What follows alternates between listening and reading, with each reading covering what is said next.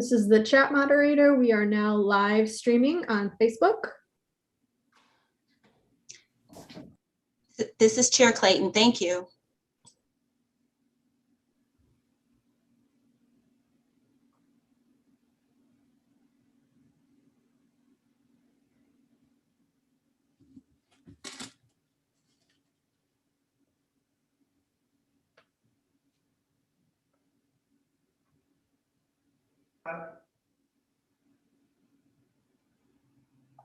Five minutes to 5. Can I be heard? Seen? This is the chat moderator. We are now live on Facebook and the webinar is live. Can you hear me? Okay, well, I'm gonna keep my mouth shut though, because I don't have much to say, but I do want to be able to vote. Yeah, I want to continue to look that way. Young people. This is Chair Clayton, everyone. Before we get started, I just want to make sure to remind my fellow commissioners that when we are speaking, before you speak, if you could be sure to identify yourself by name to make sure that everyone who is watching our meeting, either via Zoom, live stream, or on YouTube, if they are watching the interpreter, they will know who is speaking. So if you can just be sure to identify yourself by name before you start speaking.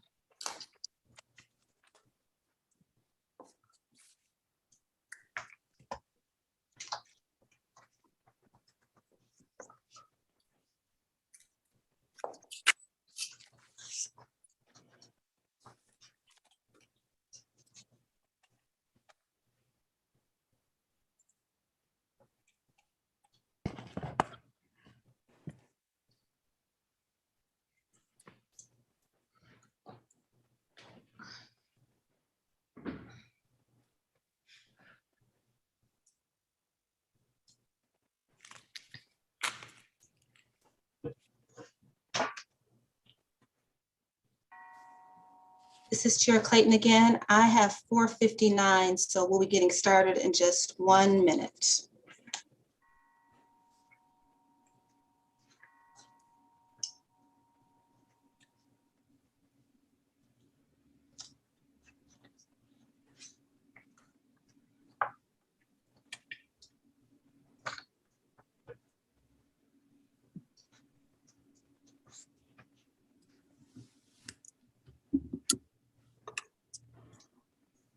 Okay, this is Chair Clayton again. It's 5 o'clock. We're about to get started.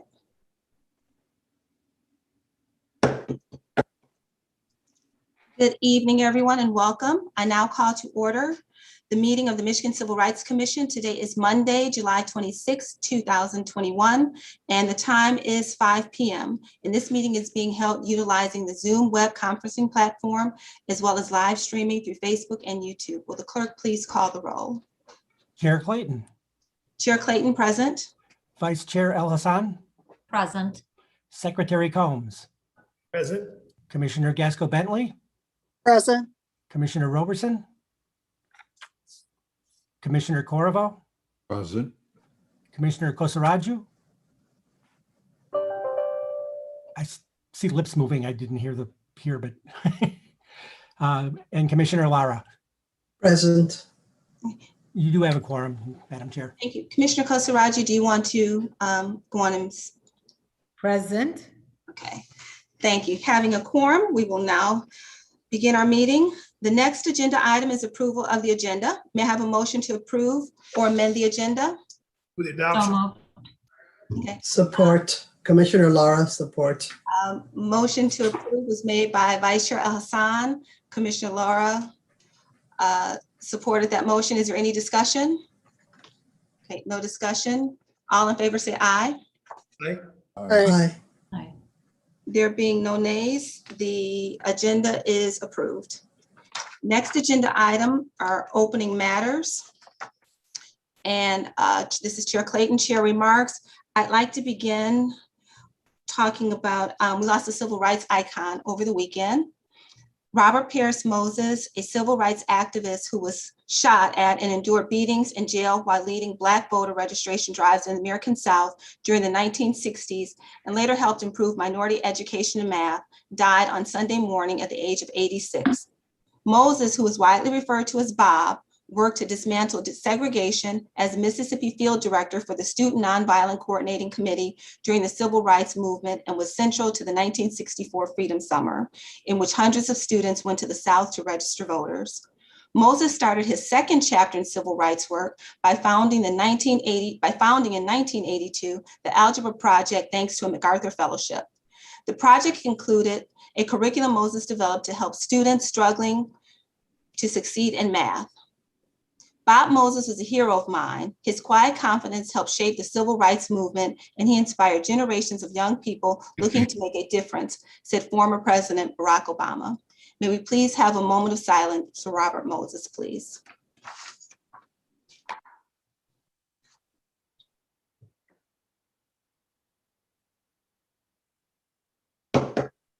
Thank you. We now will have our public comment protocol read by Deputy Director Mary Engelman. Thank you, Madam Chair. Today's meeting will be recorded. All speakers must identify themselves by name first before speaking. If you require closed captioning and you are using Zoom, you can turn on captions by clicking on the CC icon on the lower right part of your screen. The Commission has already received written public comments and will only be accepting verbal public comments during the meeting. If attendees wish to speak during the public comment portion of the agenda, you must sign up to do so within the next 10 minutes by typing only your name and city you reside in on the chat box located at the bottom of your Zoom screen. Please do not place your comments in the chat box. If unable to type in the chat box, please click on the icon labeled participants to raise and lower your hand at the lower center of the screen. When it is time for public comment, staff will call on attendees in the order in which we receive their request to speak, whether via chat or raised hand. MDCR staff will first verbally identify public comment speakers by name, and then that individual will be unmuted to speak and will be muted after their designated time frame for speaking ends. The public comment time frame for speaking will be 2 minutes. There will be a visual timer on screen showing the following colors: green for 2 minutes, yellow for 30 seconds, and red for stop. The timekeeper will verbally remind each speaker within 30 seconds remain. For attendees who are calling in by phone to provide public comment, please, callers must enter *2 on their mobile device to raise and lower hands. MDCR staff will identify callers who wish to speak by the last 4 digits of their phone number. Please also be aware that MDCR staff will verbally warn any speakers only once if they use inappropriate, inflammatory, or disrespectful language. If use of that language continues, the speaker will be muted. For those who are joining us live via the MDCR Facebook page or the MDCR YouTube accounts, there will be an approximate 20-second delay between the actual Zoom meeting. Individuals who wish to deliver verbal public comments can only do so if they are attending via Zoom or by phone. That concludes the protocol, Madam Chair. Thank you very much. Next item on the agenda is adoption of the consent agenda. May I have a motion to accept the consent agenda? So moved. Has been moved by Commissioner Combs. Is there a second, please? Second. Or Okay, and that was seconded by Commissioner Corvo. That's Any right. discussion? Hearing no discussion, all in favor say aye. Aye. aye. None opposed. The consent agenda has been adopted. Next, we go to the approval of the minutes. We have 2 sets of minutes that we'll be approving. The first approval is for the minutes of the May 24th, 2021 meeting. May I have a motion to approve the minutes as submitted? So moved. Moved by Commissioner Combs. Is there a second, please? Second. Second by Vice Chair El Hassan. Any discussion? Hearing no discussion, everyone in favor say aye. Aye. Aye. Okay, none opposed. The minutes from our meeting on May 24th will be approved. Next, we have minutes from our special meeting that was held on May 28th, 2021. May I have a motion to approve those minutes as submitted? Move. Al Hassan, so moved. Okay, that was moved by Vice Chair Hassan. Is there a second, please? Second, Commissioner Corvo. Okay. Seconded by Commissioner Corvo, and I'm sorry, this is Chair Clayton who is speaking. Any discussion on those minutes? Okay, Madam Chair, you stated that the meeting was from May 28th, and they're actually from June 28th. I just wanted to have the record reflect oh, I'm that. sorry. Yes, so the first minutes were for May 24th. This one is for June 28th, 2021. Thank you very much. Thank you. All in favor of adopting those minutes, say aye. Aye. There being none opposed, the minutes for June 28th, 2021 have been adopted. We now will move to our guest presentations. Today for our meeting, this is a special meeting because we are recognizing the 31st anniversary of the Americans with Disabilities Act. I am now going to turn the floor over to Ms. Kimberly Woolridge, who is the Director in ADA Compliance and statewide training, and also an attorney in the Michigan Department of Civil Rights. Ms. Woolridge, the floor is yours. Thank you, Chair Clayton. Thank you, commissioners. I appreciate this opportunity to celebrate the 31st anniversary of the ADA with you, and the enactment of the ADA with you and all of our guests.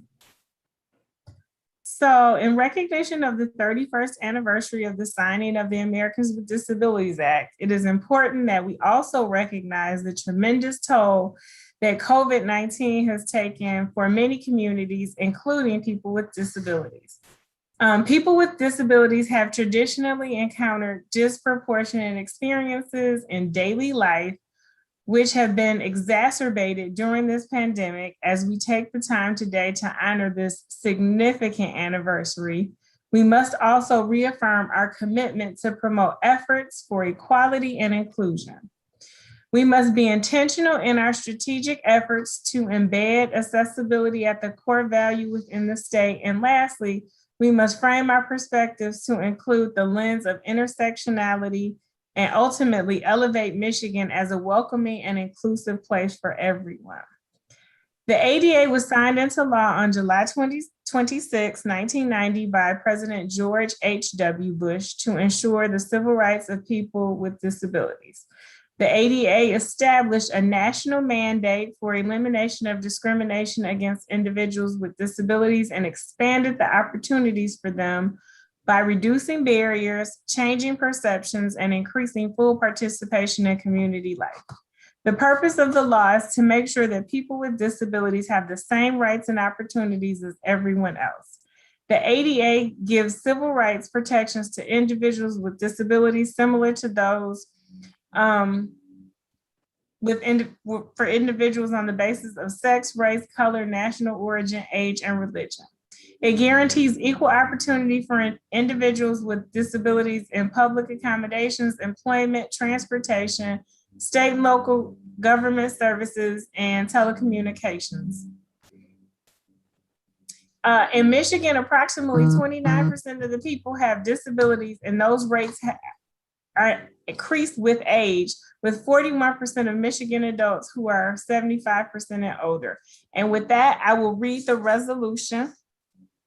Michigan Civil Rights Commission resolution in recognition of the Americans with Disabilities Act 31st anniversary, whereas the Americans with Disabilities Act was signed into law on July 26, 1990 for the purpose of ensuring the civil rights of people with disabilities, whereas the ADA established a national mandate for the elimination of discrimination against individuals with disabilities by providing protections similar to those afforded to individuals on the basis of race, color, sex, national origin, and religion. And whereas the ADA's anti-discrimination protections apply to public accommodations, employment, transportation, state and local government services, and telecommunications.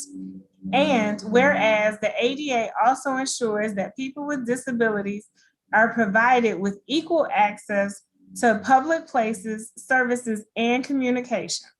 Whereas the ADA, along with the 2008 ADA Amendments Act, has expanded opportunities for people with disabilities by reducing barriers, changing perceptions, and increasing their full participation in community life. And whereas the Michigan Department of Health and Human Services estimates that about 28% of people in Michigan and 41% of those who are 75 years or older are people with disabilities. Whereas despite the ADA and other disability and civil rights laws, the COVID crisis has highlighted the obstacles many people with disabilities face when seeking health care, and whereas unequal access to health care results in people with disabilities facing poorer health outcomes than those who do not have disabilities, with 45.7% of adults with disabilities describing their general health as fair or poor, compared to 8.3% of all people, 44% reporting having depression compared with 14.8% overall, and 52% reporting high blood pressure compared with 27% of people without disabilities. And whereas it is vital that all Michiganders, including those with disabilities, are given equal access to employment, public services, public accommodations, and telecommunication in our state, and whereas the full promise of the ADA will only be fulfilled if we remain committed to continuing our efforts to fully implement the ADA. Therefore, it is resolved that on this anniversary of the signing of the ADA, the Michigan Civil Rights Commission recognizes the progress that has been made since the ADA's adoption, affirms the principles of equality and inclusion it stands for, and commits to working to ensure Michigan achieves full ADA compliance, and is passed unanimously on the 26th day of July, 2021 by the Michigan Civil Rights Commission.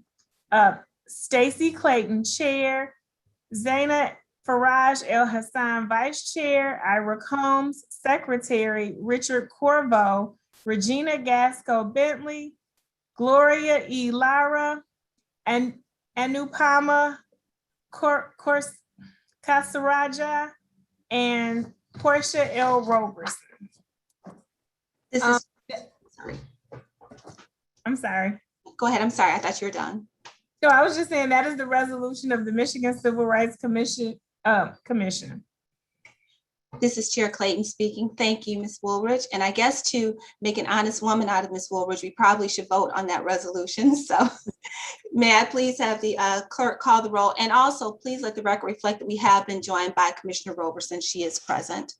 So if the clerk will please call the roll to vote on that resolution.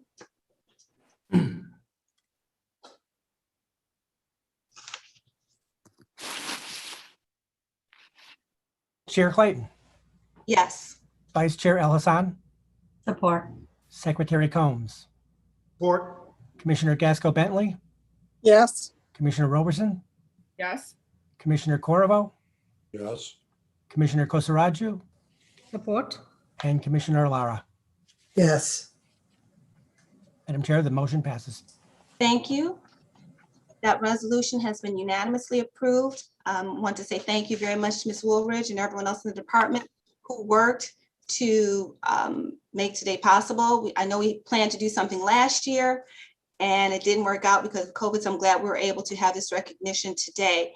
And I will ask my fellow commissioners if you would provide just one more indulgence. We do have another resolution that I would like to read in its entirety. I think once you hear the resolution and you hear about Myrtle Louise Gregg LaFay, you will understand why I wanted to read this completely into the record. And we are joined by her son, I do believe, Rob LaFay. If you want to turn your camera on, Rob, for us, we can present this to you virtually, I guess. So I will start to read the resolution. This is a resolution of tribute from Myrtle Louise Gregg LaFay. Whereas the Michigan Civil Rights Commission sets aside a portion of its meeting on this date to mark the 31st anniversary of the Americans with Disabilities Act, ADA, and Whereas it is important that we pause to acknowledge the 31 years that the ADA has provided protections and ensured access, we also pay tribute to those who worked tirelessly in the decades before its adoption in the efforts to gain protections for the civil rights of persons with disabilities. And whereas one such person was Myrtle Louise Gregg LaFay, known by her closest friends and collaborators affectionately as Myrt, who passed away on May 31st, 2021. And whereas Myrtle was a lifelong advocate for disability rights and spent much of her professional life in service of persons with disabilities. And whereas Myrtle began her career working for Head Start, first as an early childhood educator of children with disabilities, being named Head Start Teacher of the Year in 1975, and later as a handicapped services advocate, working to ensure inclusion of students with disabilities in all Michigan programs. And whereas Myrtle participated in the White House Conference on the Handicapped, 1976 through 1977, an experience she described as giving her a sense of solidarity with a broader community of people with disabilities, helping her understand the scope of the problems they faced together, and that those problems were not the disabilities themselves, but the rights and access the people with them were being denied. And whereas Myrtle was a leader of the Michigan Department of Labor's Commission on Disability, then Handicapper Concerns, serving as deputy director from 1977 to 1980, and executive director from 1980 to 1987, for which she received a commendation from Governor James Blanchard for her service. And whereas Myrtle served on the Michigan Civil Service Commission for more than 34 years, and whereas Myrtle served on the Disability Rights Coalition Board of Directors from 2011 until her passing, and was board president from 2016 to 2020. And whereas Myrtle was instrumental in the Handicapper Advocacy Alliance's creation of the Center of Handicapper Affairs, now the Capital Area Center for Independent Living, one of Michigan's first centers for independent living, and served on its board of directors. And whereas Myrtle's interest in children was obvious and ongoing, she was a volunteer for the MDRC, Her Power, Her Pride program, which included a camping experience where young women learned to create and enhance a sense of themselves built on strengths and positive images rather than stereotypes and negative images.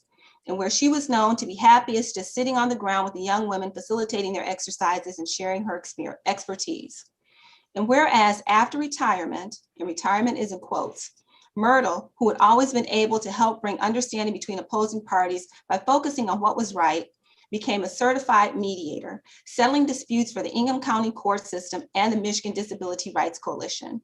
And whereas fellow disability rights leader and advocate Duncan Wyatt said of Myrtle's time in service to state government, quote, "We will never be able to count the number of accommodations she single-handedly worked through state bureaucracy to ensure individuals with disabilities had every opportunity to remain in state employment and make contributions," end quote.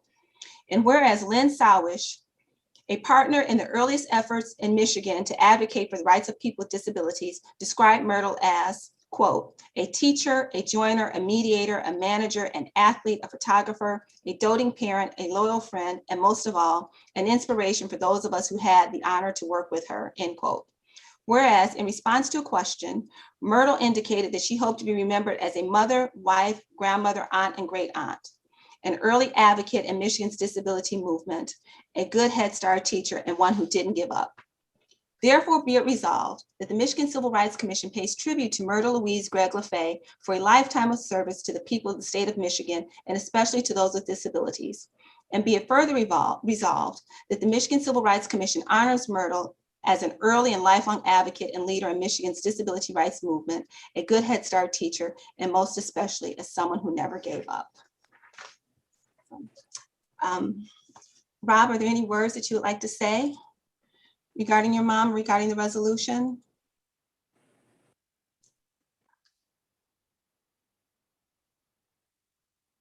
Beautiful. Okay. There you go. I just wanted to say thank you so much to everyone. My mom would be so honored by this today, and that would just that would make her so happy. So yeah, from the bottom of my heart and from all of my family, thank you so much to everyone. Thank you. It is our pleasure. This is Chair Clayton again speaking. Can I please have the clerk call the roll so we can formally adopt this resolution, please? Certainly. Chair Clayton, Yes. Vice Chair Elasan, Or Secretary Combs, Support. Commissioner Gasco Bentley, Yes. Commissioner Roberson, Support. Commissioner Corvo, Yes. Commissioner Kosaraju, Support. and Commissioner Lara. Support. Madam Chair, the motion passes. Thank you. And that resolution is approved, and it will be part of the official record for the Michigan Department of Civil Rights. So thank you. And thank you, Rob, for sharing your mom with all the wonderful people who she helps. So thank you very much. Okay. Our next item, still under our guest presentations, we are going to hear about the ADA Stories Project from Toby Voigt from the state of Michigan. From Toby Voigt from the state of Michigan History Center and the Department of Natural Resources. Good afternoon, Toby. The floor is yours. Thank you very much. Thank you for having me.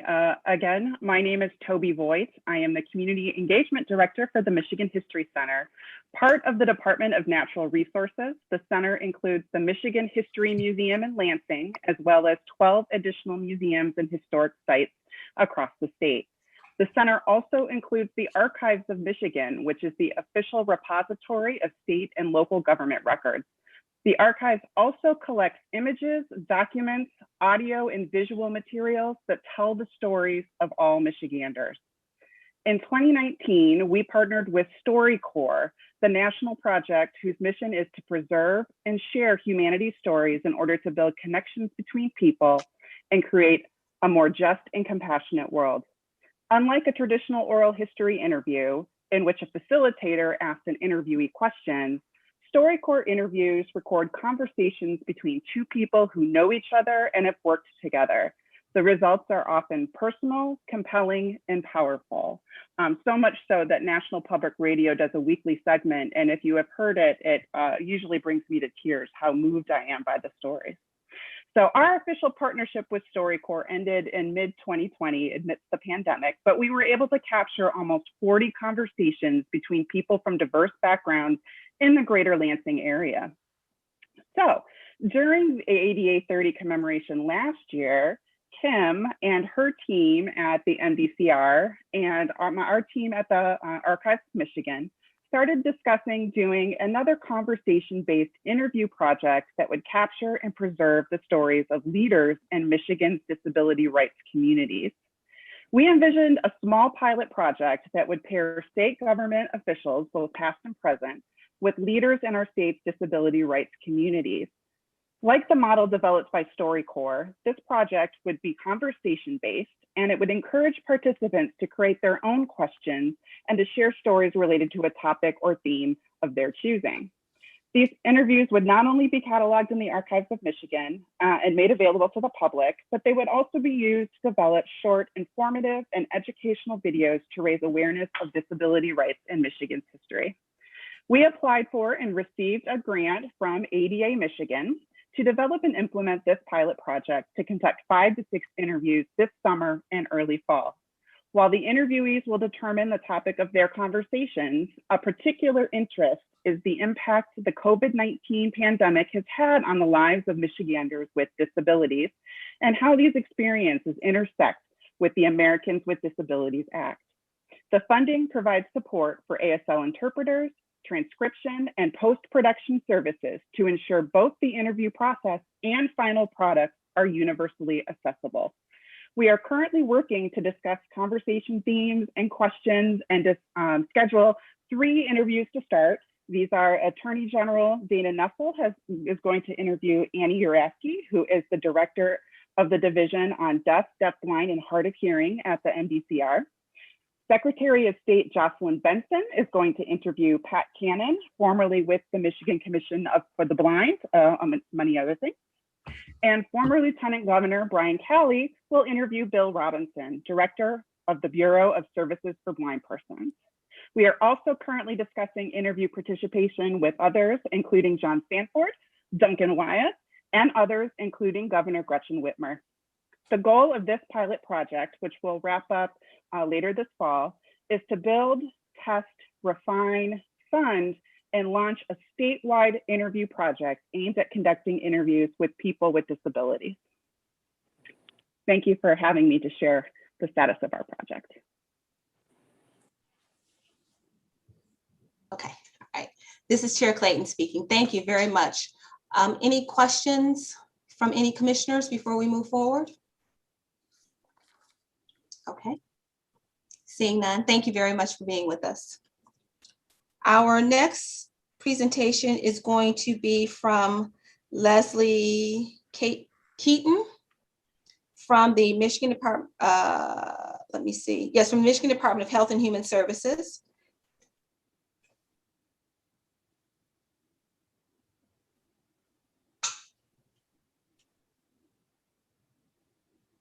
Hi, good afternoon.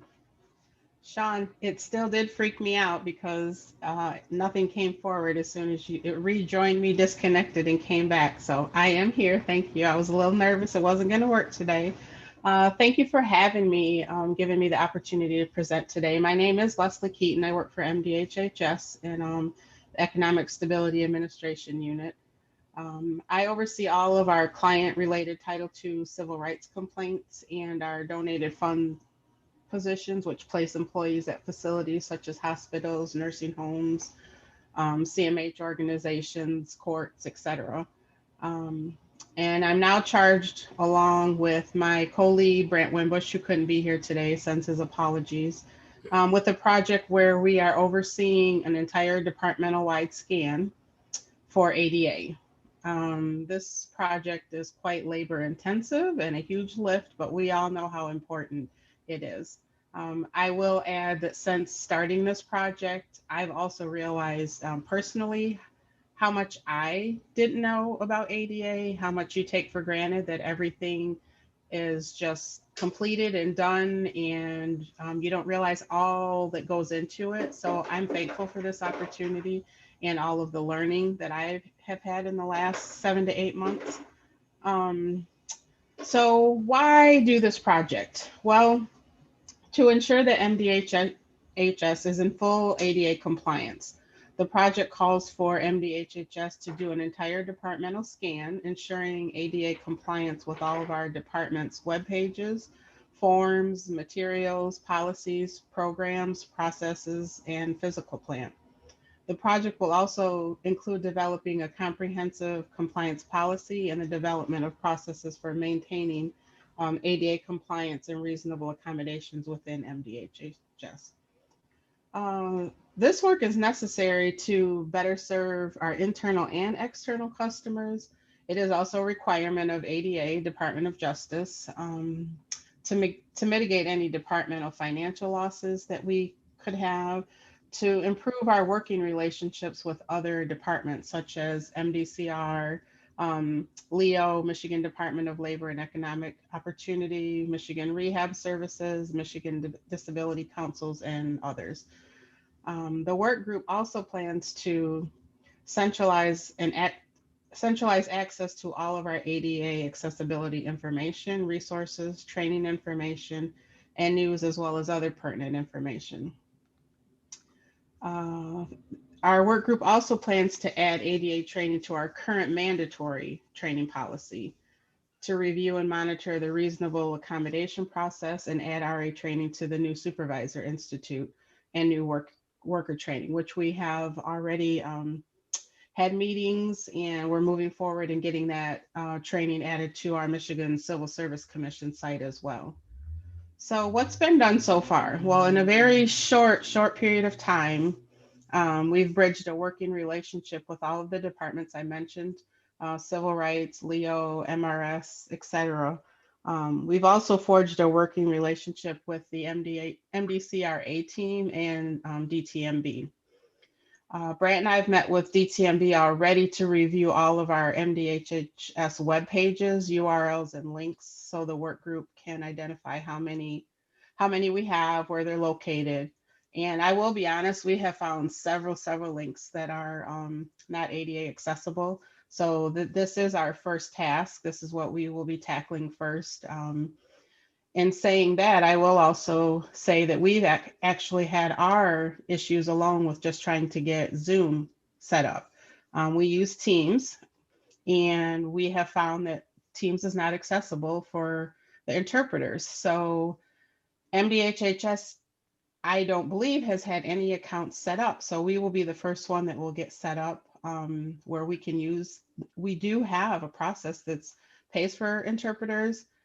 No one has just ever accessed it yet. So we are in the process of getting that done because Annie Uraski is on our work group and hasn't been able to participate. So that's been our first challenge. And that actually went in today, signed off of. So hopefully we'll have that soon and we can restart our meetings to move forward with this very important project. What still needs to happen? Well, we still need to develop some ongoing surveys and semi-annual checks once we begin the process. The work project will also assist other state departments to conduct their ADA departmental scan once we have completed, but we have already had interest. MISTA has already reached out to us to attend our meetings and see what we're doing and kind of try to piggyback off of what we've already started. So I'd just like to say thank you for having us. This is a huge lift. It's very time, what's the word I'm looking for? It takes a lot of time. It's like I said, it's just a huge lift. And there's just Fran and I. So we probably have 2 to 3 meetings a day just with each other, several meetings with our work groups and sub work groups. But again, like we said, this is really important. We need to bring awareness to a lot of state employees about the ADA process and accessibility. So again, I just wanted to say thank you for having us and we appreciate the time. This is Chair Clayton speaking. Thank you, Leslie, for joining us and letting us know what's going on in the department. Usually when something like this is undertaken, if it's a pilot or something, people like to start with a smaller group or a smaller department, but it's very impressive that MDHHS has taken this on because you all are the largest department in state government with over 18,000 employees. So this is very impressive and kudos to you all, you and your partner for making this happen. So, and also you probably affect more individuals than other departments within state government. So thank you very much for the work that you're doing and hopefully it will spread out to the other departments, Yes. including even our commission meetings. So thank you. Yes, thank you so much. We really appreciate it. Any questions or comments from commissioners? Okay, all right. Well, thank you so much, Leslie. Thank you. Have a great night. Thank you too. Our final presentation for the evening, special presentation from our guest presenters, is Mr. Christopher Samp. He is a director of the Office of Disability Affairs within the City of Detroit Department of Civil Rights, Inclusion, and Opportunity. And I see Christopher has joined us. The floor is yours when you are ready.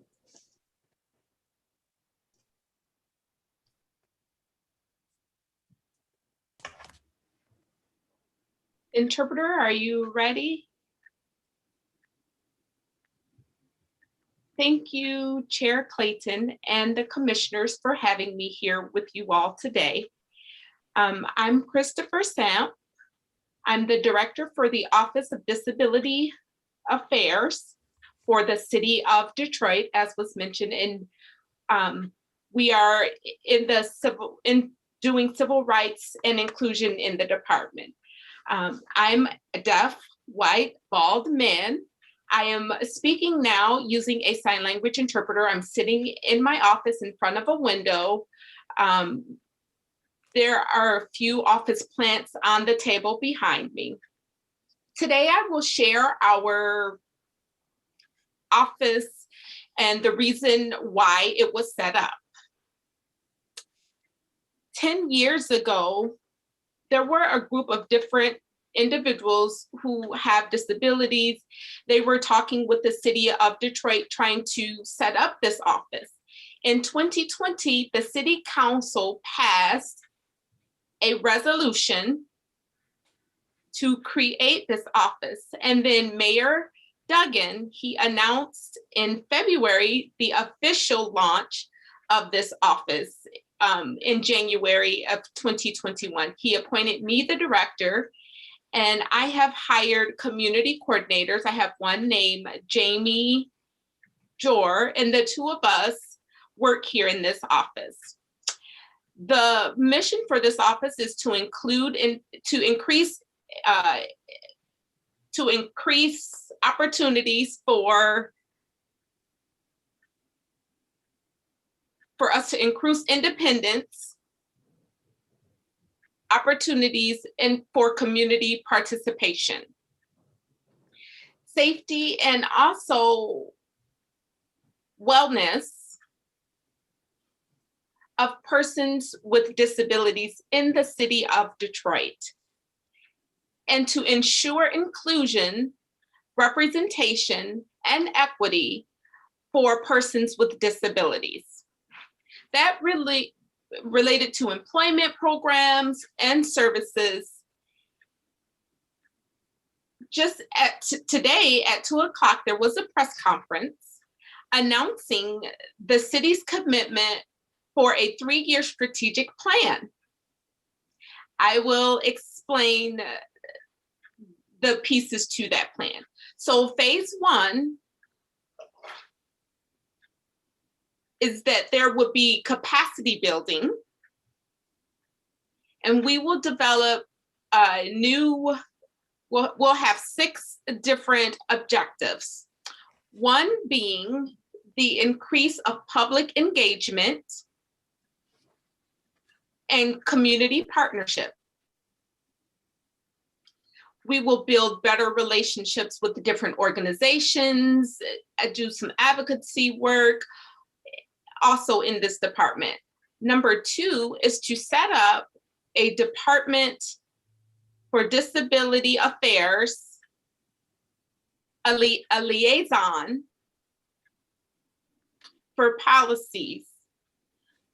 We will have different departments in the city, and each department will have one representative, and we will work together to provide training to make sure they understand the ADA, understand the spirit of the disability community.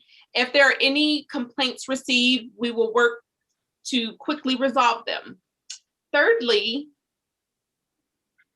develop a general operating and office procedure, how to receive complaints, that sort of process. Fourthly, we will improve the accommodations and reduce ADA-related complaints. So we're looking at the city processes of how they currently handle accommodations, ADA complaints, and then we will try to improve them. Number 5, we will increase funding for programs and our operations. Number 6, we will develop ADA self-evaluations and a transition plan. Other cities have ADA self-evaluation plans and transition plans, but we're going to look at ours and try to build it to see how, to make sure that it complies with the ADA. And then we will create a timeline to try and catch up and try to make sure we can accommodate everything that's needed. That will all be accomplished this year, the year of 2021. Phase 2 will begin in 2022. And we're going to call that the city impact. We're going to work with the city departments and look at their policies and procedures to improve and make them better, to make sure that we are meeting our 7 objectives. Looking at our office to see how we're doing and how we can improve. We will also improve disability awareness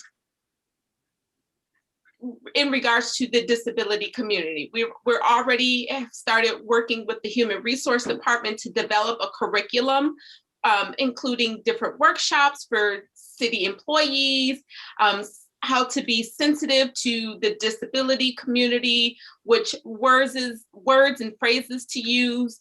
And just those are some examples of what we've already done. Thirdly, looking at the culture and to improve that, and accessible parking spaces, the number of accessible parking spaces, public transportation, making that more accessible, And the fourth objective would be to increase outreach to the disability community for community opportunities.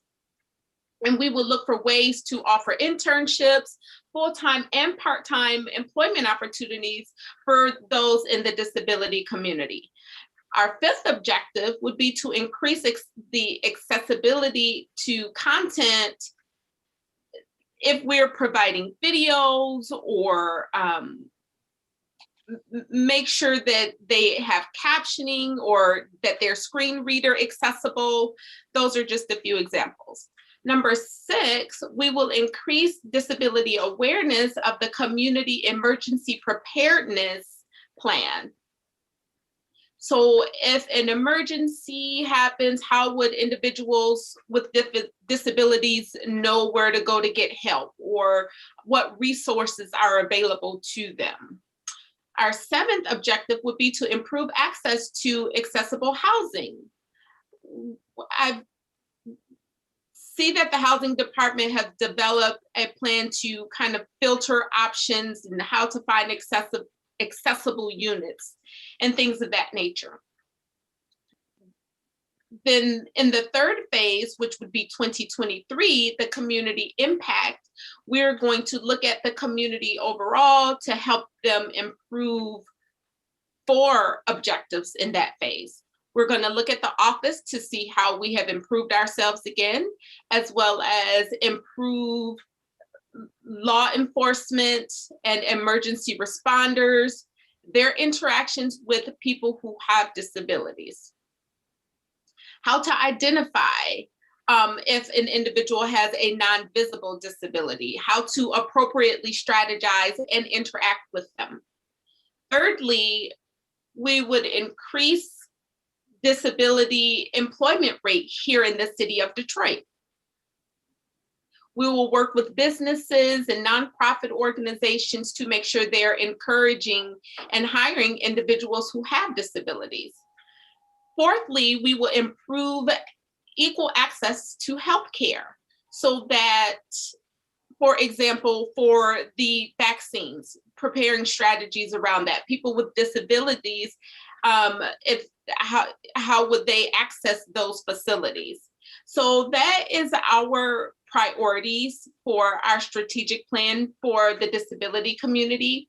And we deserve equal rights and to be able to enrich our reach our full abilities to ensure that we're doing everything that we possibly can to influence policy change and to encourage participation and increase accessibility. I look forward to working with our community partners and disability advocates to transform Detroit into becoming more welcoming and inclusive and accessible city. So thank you. Also, our full plan will be available, or it is available on our website, www.detroitmi.gov/disability. You can see our full report there on our website. So thank you for this opportunity to present to you all tonight. This is Chair Clayton speaking. Thank you, Christopher, so much for being with us this evening. And I do have a question. Is the city of Detroit, are they the first municipal or governmental entity in the state of Michigan to roll out such a plan and take up such an endeavor as what you explained to us this evening, to your knowledge?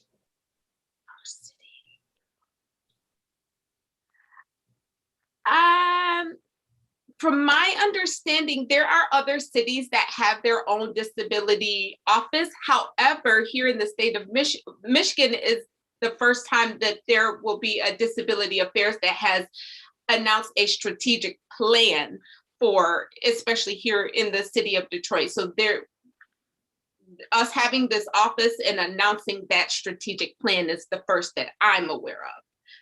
Okay, thank you. Chair Clayton again speaking. Thank you. So, first of all, kudos to the city of Detroit for being inclusive and making sure that everyone can be, employed at the city and being able to work there. And also too, I got a text while you were speaking in the beginning, because I didn't fully understand, when you were in the beginning and you described yourself, you talked about your scenery, where you're at, but that was your being considerate of people who may be watching the meeting, who may be blind or have low vision. So helping them to understand what the atmosphere looked like around you. So thank you very much for doing that. That helps a lot. So any questions from any other commissioners or comments, anyone?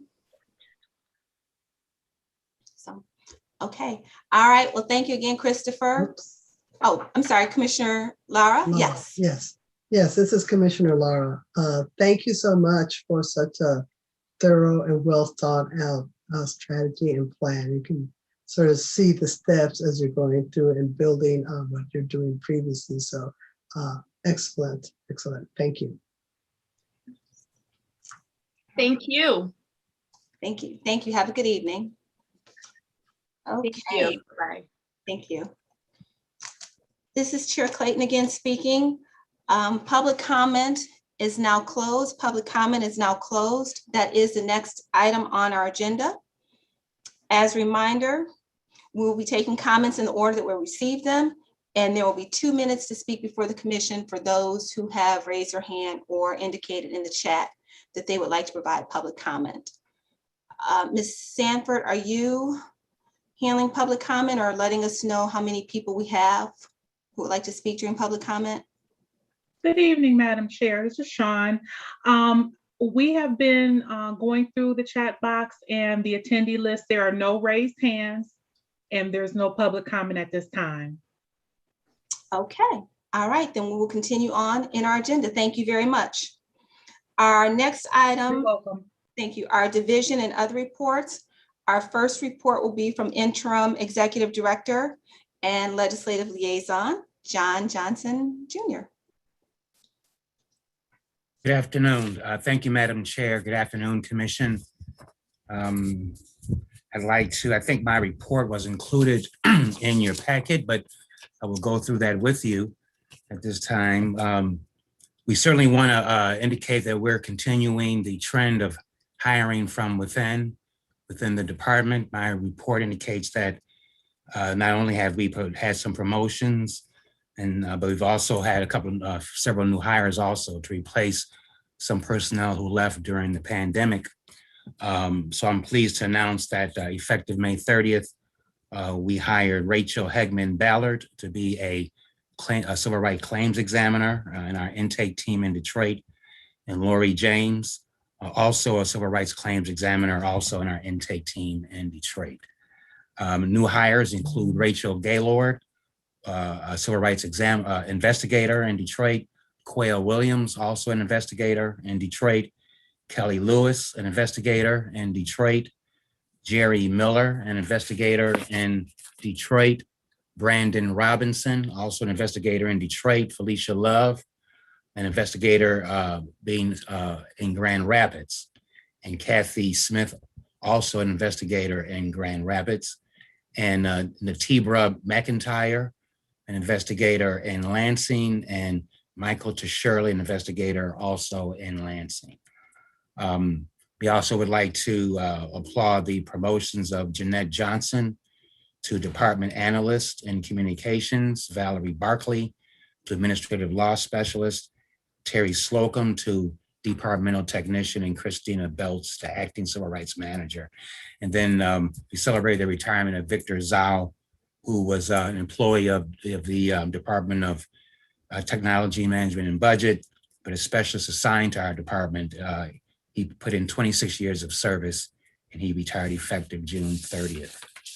I also wanted to report on the status of the department budget. The Michigan House of Representatives did pass a general fund budget bill on June 24th, and their version eliminates, I'm sure if it was reported to you earlier, the first version included a quarterly budget for our department and eliminated some of our unclassified positions. This version they passed restores it to an annual budget and also our 6 unclassified positions. But right now, it is unclear what the Senate will do. They have not adopted the House version, and there's currently ongoing negotiations between the House, Senate, and the governor. So all there is now is purely speculation in terms of how this will end up.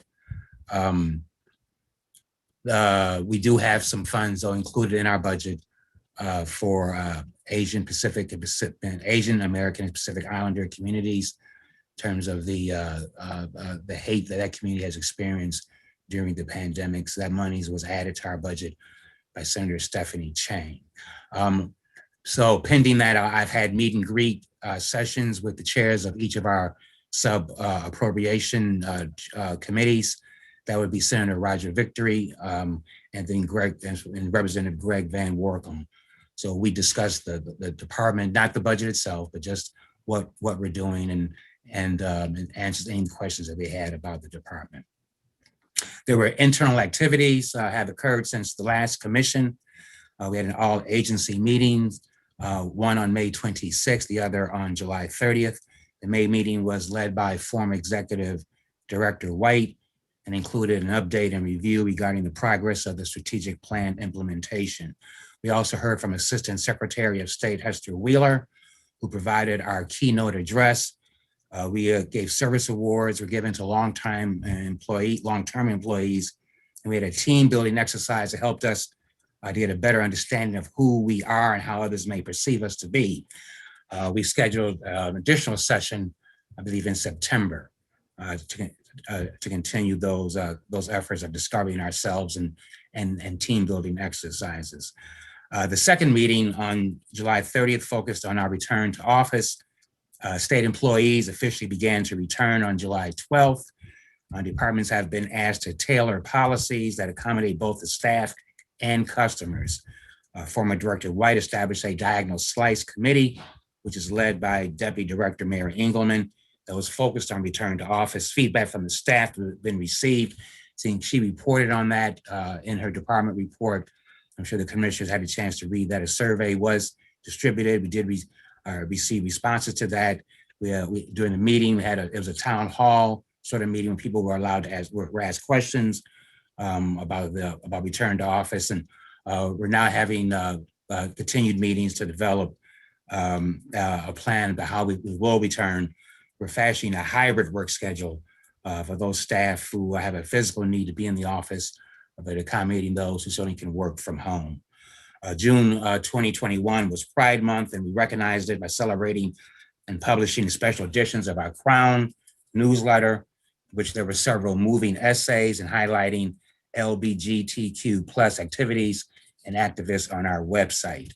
Our LGBTQ+ liaison, Cynthia Thornton, also coordinated an LGBTQ and allies coming out in the workplace webinar, and was an opportunity to engage in dialogue that fostered a personal and collective growth centered on LGBTQ employees and allies in the areas of diversity, equity, and inclusion. Training materials were distributed and that discussed gender pronouns, gender identity, gender expression, biological sex, and sexual orientation.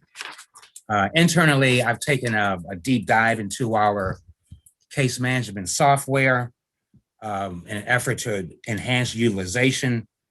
It's a system that was instituted and implemented just prior to the pandemic and has not been fully explored. And I've found that it's not being used in an entirely uniform or consistent fashion.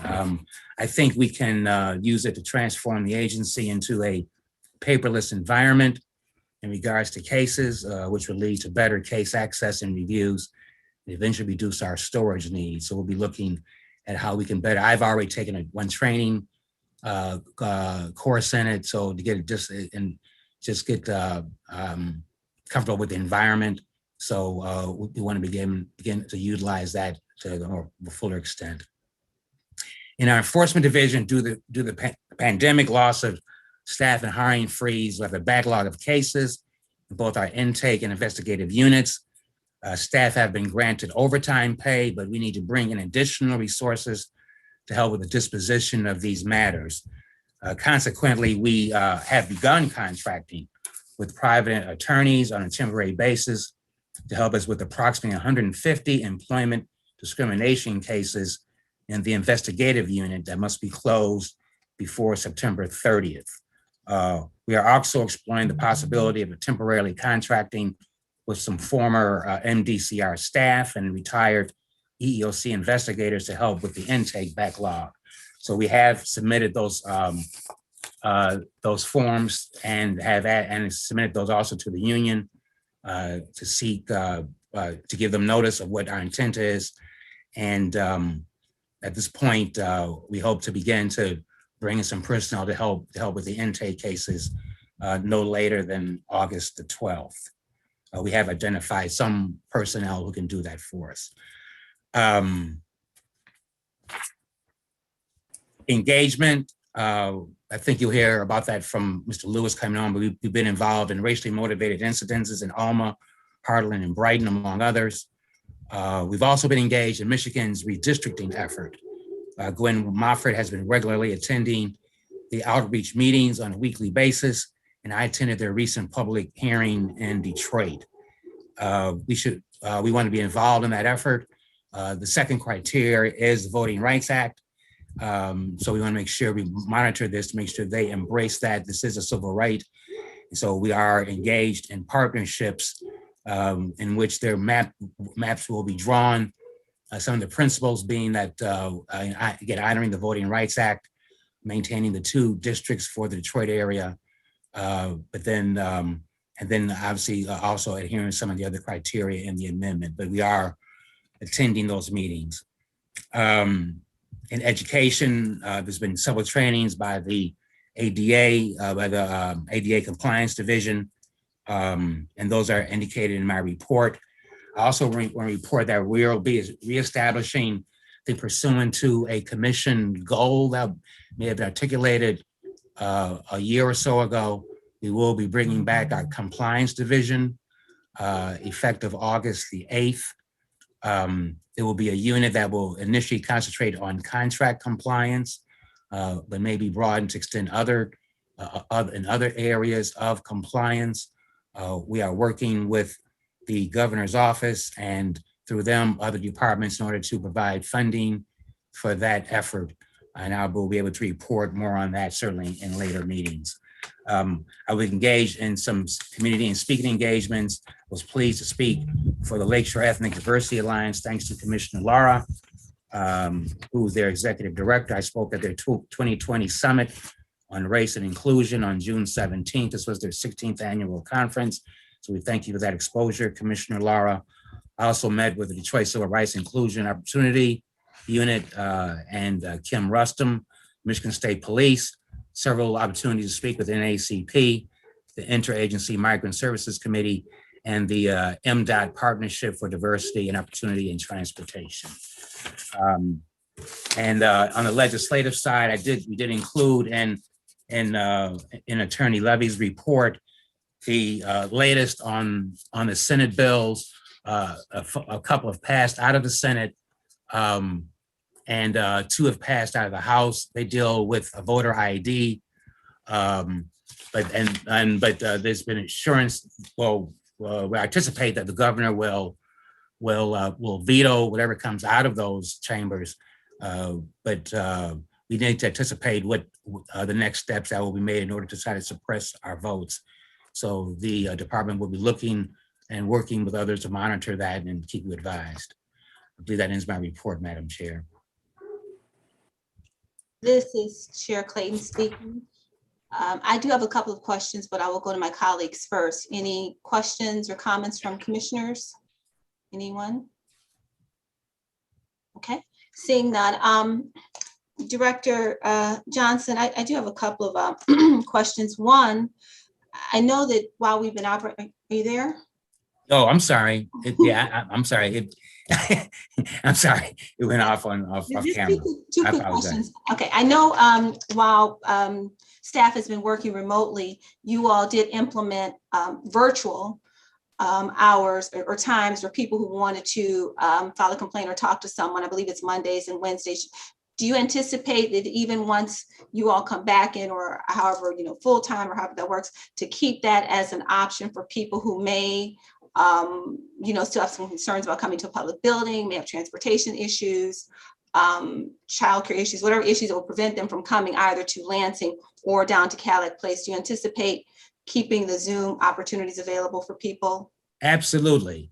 Absolutely. As a matter of fact, we'll try to increase those opportunities for people. This is really efficient. Certainly, as you pointed out, it's just better for the customer. We can do more timely interviews that way, and make sure that people actually keep their appointments, because you know how things happen, and they don't show up. So as we know, in this Zoom world, it's really helped us, kept us connected, and that's certainly something we want to push. More telephone intake, more online intake, and more virtual intake.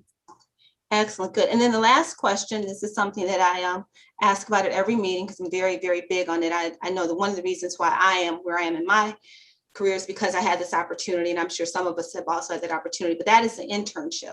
So if someone is interested in being an intern in the Michigan Department of Civil Rights for the fall semester, how would he or she go about finding out about the opportunities, and what is the process? And if you don't have that now, will it be available on our website? Yes, and I'll make that commitment to you and to the commission right now. I'd like to expand internship opportunities. I think there's so many opportunities out there through a number of the local institutions and a number of areas in which we operate, that we can give students an opportunity to learn about civil rights and certainly breed future leaders. So as I mentioned to the chair, I do have a connection at Wayne County Community College District, and we certainly have one at Wayne State University that I'm sure will assist us in making sure that we can, that we're connected with the right people. But no, that is absolutely on the legal side from law schools, but also on the undergraduate side. There's so many disciplines I think that can benefit, and we need the help. So, absolutely. Good, thank you. And talking about future leaders, that is a good segue into our next report that we're going to hear, and that is from Mr. Anthony Lewis on community outreach. And colleagues, the reason why I asked Mr. Lewis to kind of give us an update on the work he's been doing, I was in a meeting with him sometime within the last few weeks, and he was talking about the Civil Rights Youth Academy, their summer academy that they're doing, and they were doing such great work. I thought that it was something that not only myself, but the rest of the commission and those who are watching us on Facebook and YouTube and via Zoom should hear about, in case there's someone who wants to be active for next year, or a parent or someone who wants to get their child involved. So just Mr. Lewis, the floor is yours.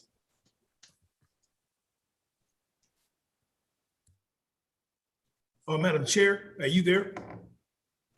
Yes. Can you hear me? Yes, Commissioner Combs, we can hear you. Yeah, I had my hand raised for. Oh, I'm sorry. I did not see your hand. Okay, I'm sorry. Mr. Lewis, before we come to you, Commissioner Combs, you had a question for Director Johnson? Yes, Honorable Director, I had a couple of questions. One of them was, when the governor was elected, she talked about the Civil Rights Commission director being involved in her cabinet meetings, because she wanted to make sure that this issue relative to implicit bias was addressed in a global way throughout the administration, or her administration, during her tenure here. So the question I was wondering was, what is your interface with the governor's office and the frequency with regard to scheduling? Are you doing briefings with the lieutenant governor? Are you doing briefings with the governor? Because some of us are out here benefiting from her efforts, and I keep saying on this commission, she should get credit for that. Your thoughts? Thank you, Commissioner. John Johnson speaking. I violated that so many times this evening. John Johnson speaking.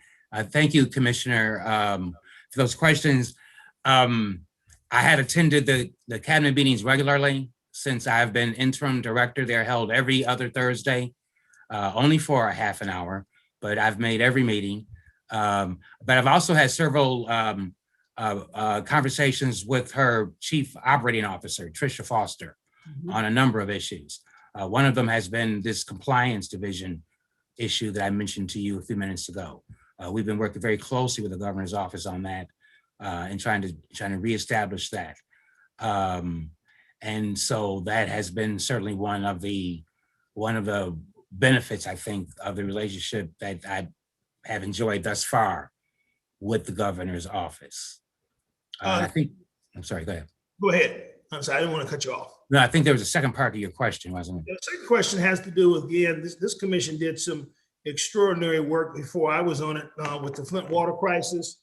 And my thoughts have always been that it needs to revisit that in as much as in a conversation that I had in a board meeting with the new mayor, Sheldon Neely. He was extremely positive about the Biden administration's and the governor's support for Flint's economic development program. I was going to say gentrification, but everyone gets angry when you use that term. So we're calling it an economic development agenda that he has set forth for Flint. That said, what are your thoughts on this particular commission revisiting that, just to highlight the positive things that have happened in Flint since the governor was elected, and the things that Sheldon Neely is saying that they're experiencing in terms of the growth and economic expansion that's taking place in Flint, and what he feels very, shall we say, positive and visionary about. Your thoughts? Okay. Well, I certainly would like to explore that. As you know, I worked with Representative, well, now Mayor Neely for 3 years in Lansing. So we have a very good relationship. I certainly will get on the horn and call him and dig deeper into what you're bringing to the table, Commissioner, and certainly find out what he'd like us to do, find out where we are in terms of the report, and report back to the commission on those discussions, and then leave it up to the commission to decide how they want to move on this. But certainly I will absolutely do that. Justice it certainly has been elusive for Flint. And they've not realized it yet. I know that some things have happened, it's been good, but true justice has not yet been realized. I'm anxious to talk to Mayor Neely, find out what his thoughts are on that and how we can assist. Thank you. Commissioner Combs, this is Chair Clayton speaking. Commissioner Combs, is that something that you would like to take the lead on behalf of the commission, working with Director Johnson? If this is something that the commission is going to take up, revisiting Flint? I would be, Madam Chair, it would be my honor and privilege to do so, if you would allow me to participate and work with such a genius. I intend to learn, Bishop. I intend to learn. We go so. And Chair Clayton speaking again. Commissioner Combs asked about implicit bias. Director Johnson, do you want to, because I know that and this is something else that Governor Whitmer did that did not exist before. The department now has a seat on MCOs.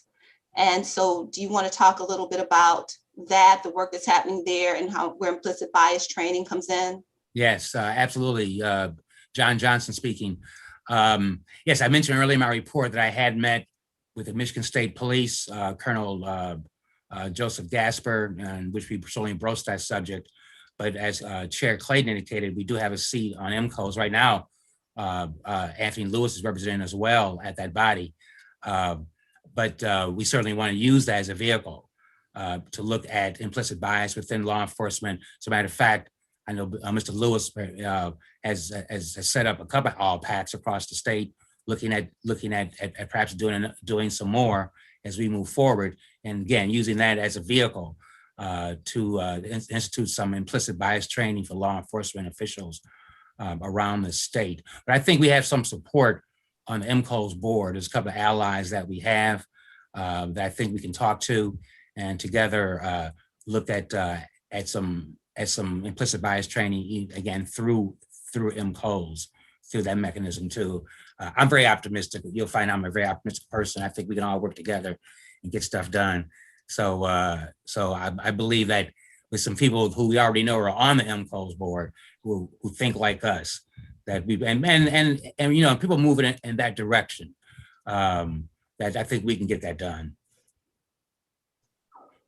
and one more thing. I think you mentioned the cabinet. I'm going to tie this all together. As you know, there are DEI officers in every state department now. I've been using my opportunities to talk to department directors. This opportunity to talk about a couple of things.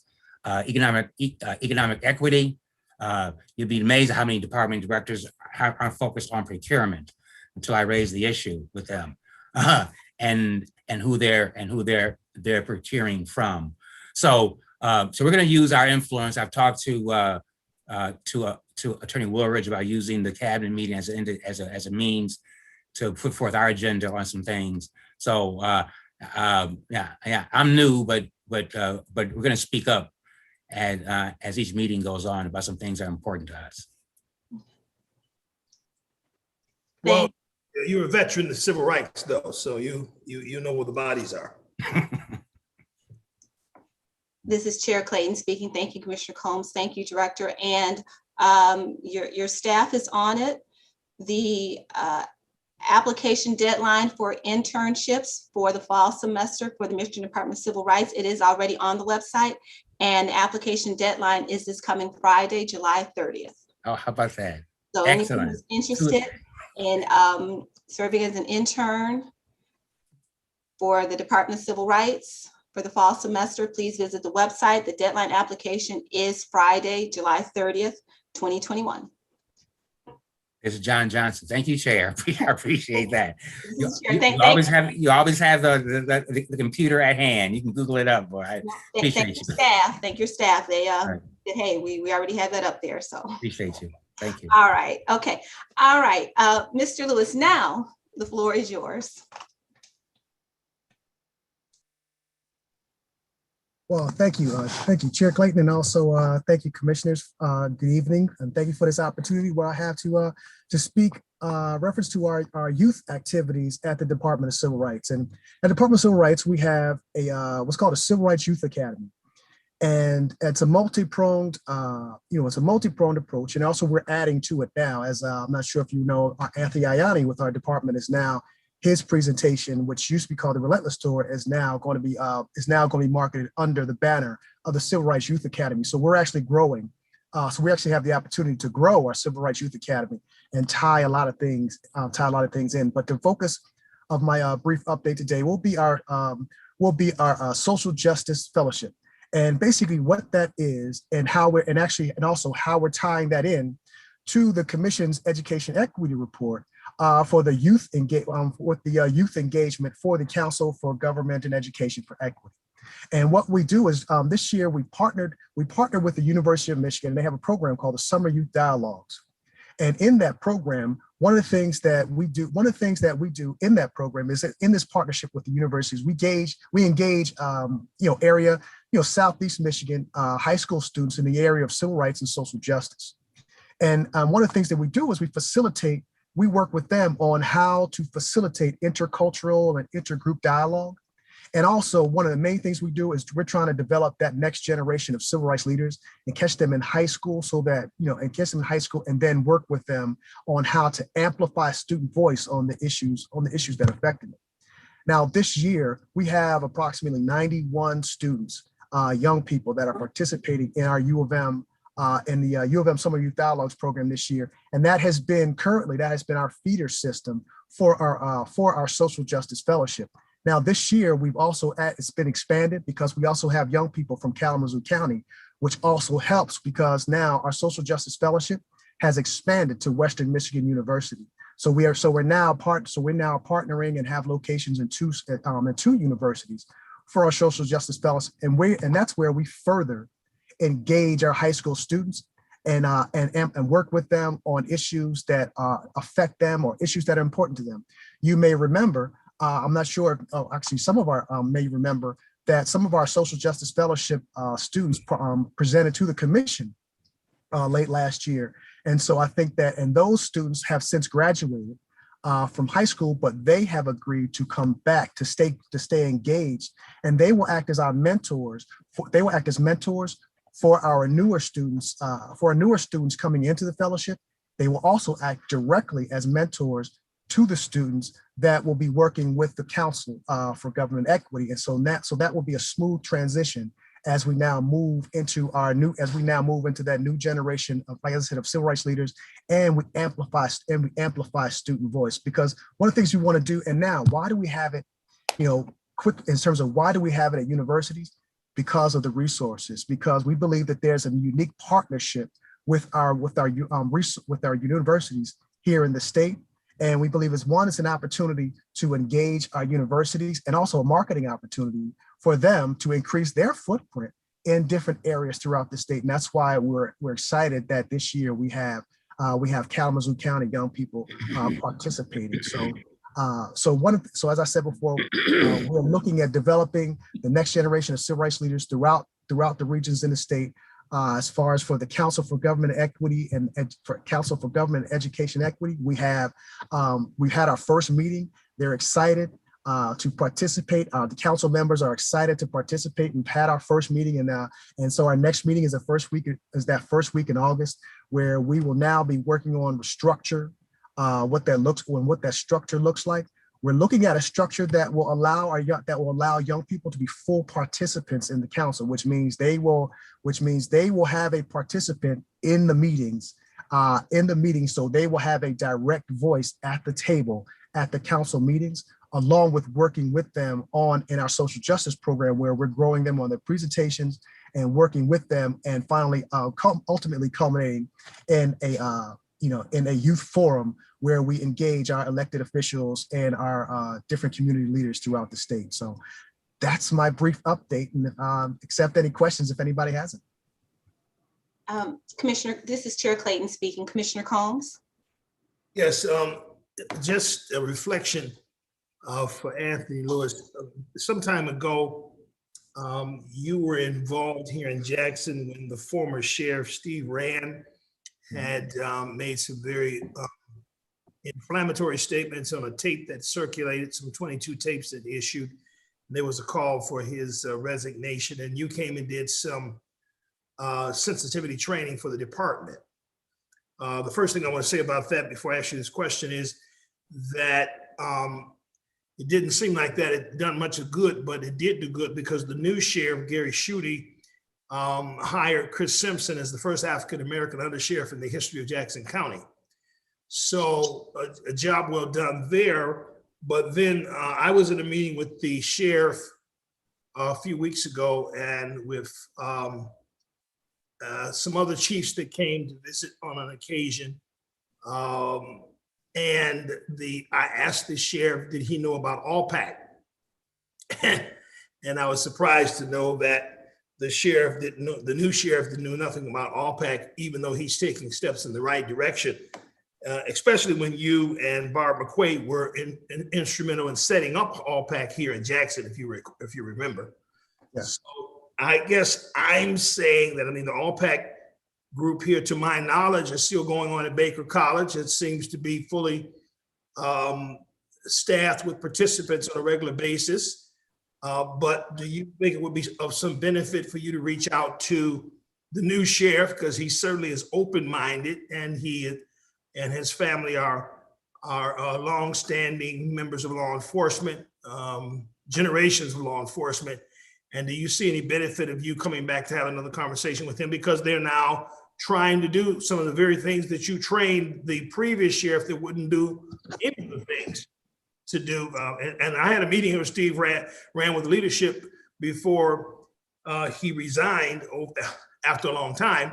And he promised to do some of the things that you directed him to do, but he did absolutely nothing. So do you see a benefit if you would come back and have a follow-up conversation with Sheriff Schutte? Your thoughts? Well, I'll attack them one at a time. Your first question, your last question, I'll go first. Yes, I do believe that there's be a great deal of value in reaching out to our new sheriff in Jackson County, and have that conversation on how we can partner, and how we can partner on some training, or partner on just some productive and developmental activities within the sheriff's office. Because I definitely believe that we need to continue. Definitely continue that partnership. As far as the ALLPAC, yes, Jackson still has a robust, active ALLPAC. They meet.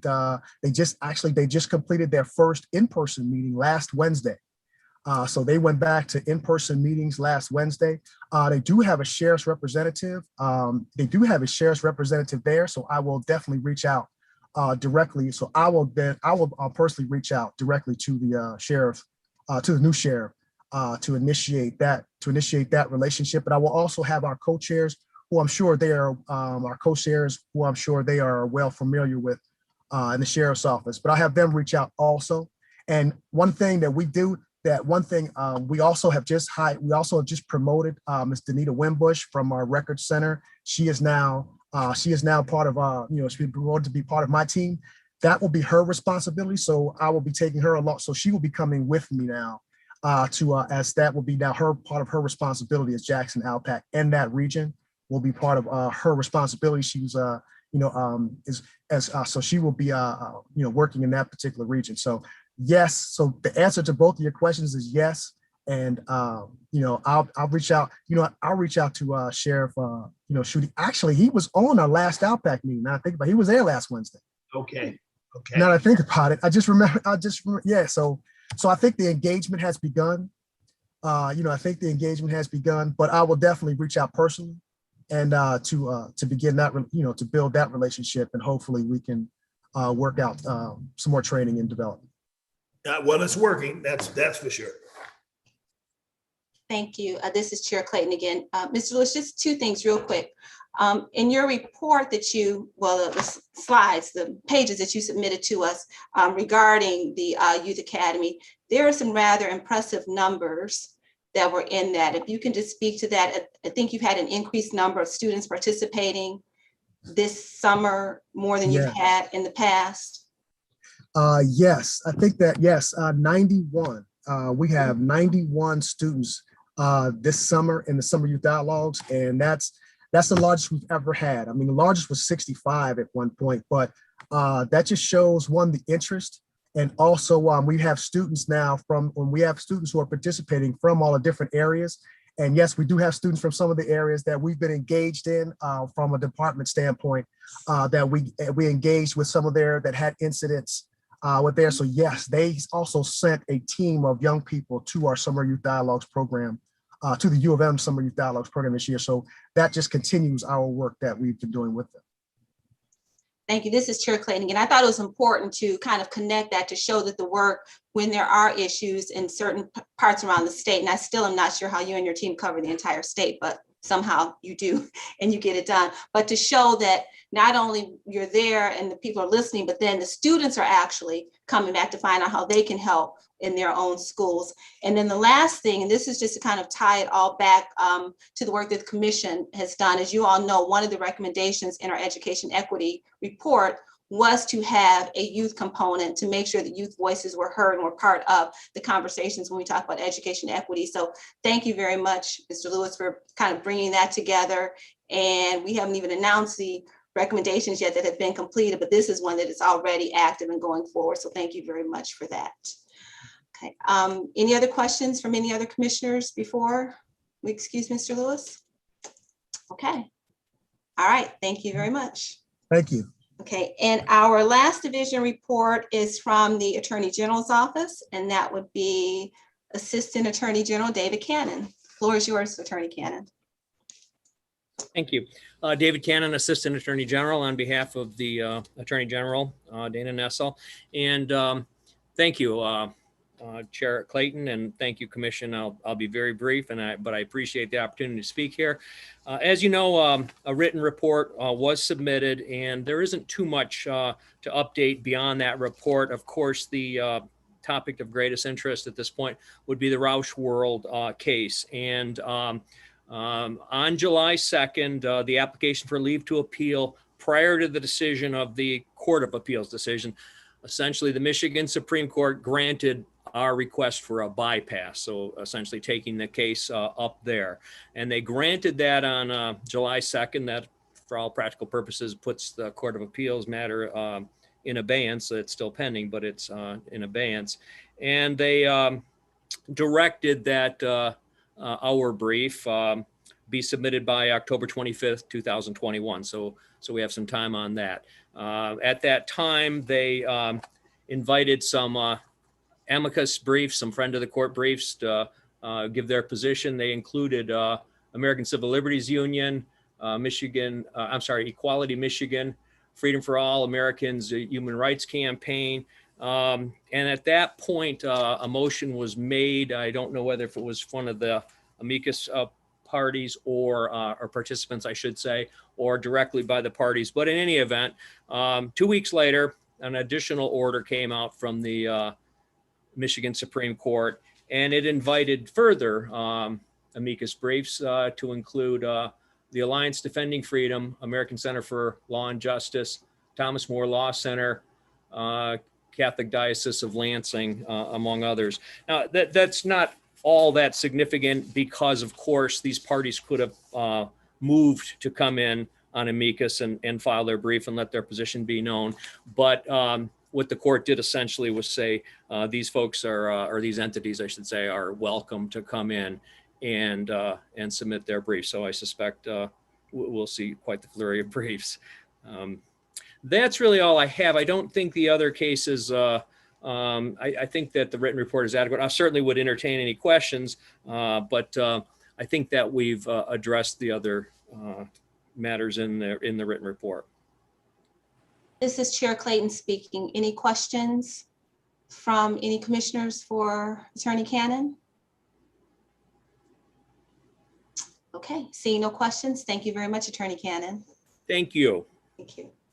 Our next agenda item is commission business. Our first point of commission business will be a report from the Education Equity Committee.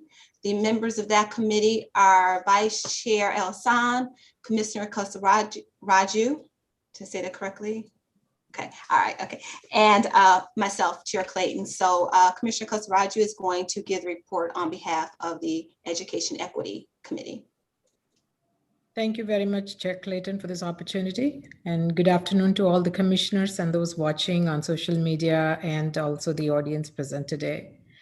This is Commissioner Kasaraju. As a member of the Subcommittee on Education Equity, I would like to take a few minutes to share some perspectives before reading the Education Equity Resolution and having the commissioners vote on it. The Michigan Civil Rights Commission believes that literacy is a civil right and that equity in education cannot be attained until the literacy gap statewide is addressed and third grade level reading attainment becomes a foundational requirement for every school district. Until third grade, children learn to read, and from then on, third grade level reading is the path they read to learn.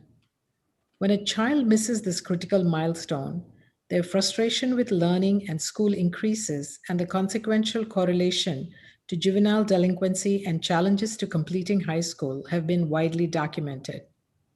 Literacy and education are imperative to break the cycle of poverty and reduce racial disparities.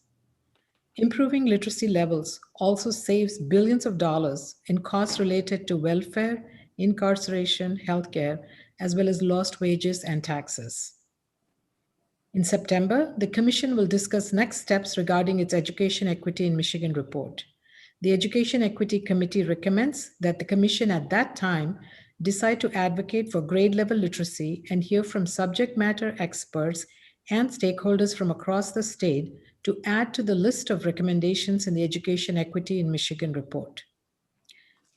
In the meantime, as the pandemic has further exacerbated learning challenges in underserved communities, MDCR will begin listing year-round literacy and reading resources available statewide for students on its website and social media to help close the literacy gap for all students in Michigan. And now, with your permission, Chair Clayton, may I read the resolution? Chair Clayton speaking, yes. And I want to correct myself. I think I'm just keep giving Vice Chair Hassan all this extra work. It is actually Commissioner Lara who serves on the Education Equity Committee. So I just wanted to make that clear. So thank you. And yes, please go ahead with the resolution. Thank you. So this is the resolution that under the Michigan Civil Rights Commission in the state of Michigan, under Honorable Governor Gretchen Whitmer, we are hereby going to read the resolution on behalf of the Commission. This resolution is in support of the Detroit literacy lawsuit settlement. Whereas in 2016, a group of students initiated a lawsuit against the governor of the state of Michigan, the members of the State Board of Education, the superintendent of public instruction, the director of the Department of Technology, Management and Budget, and the state school reform redesign officer. Whereas the student plaintiffs alleged they were denied services required for an opportunity to achieve a minimum level of education while attending Detroit schools. Whereas on November 18th, 2019, the Michigan Civil Rights Commission adopted a resolution declaring public education to be a civil rights issue and a minimally effective education to be a civil right. Whereas in support of the resolution, the commission stated that this commission agrees with the Detroit school children who brought the lawsuit. As a state and a nation, we recognize that every student needs a basic education to prepare them for the possibility of being successful and productive members of society. This unquestionably includes at its core the opportunity to attain literacy. Whereas in its Education Equity in Michigan report, the Commission supported the Detroit students, noting that we also can take steps to help students in Detroit who are the subject of a pending lawsuit so they don't have to use outdated textbooks, endure moldy smells, dead mice, leaky ceilings within the school buildings, or rely on an exorbitant number of substitute and uncertified teachers.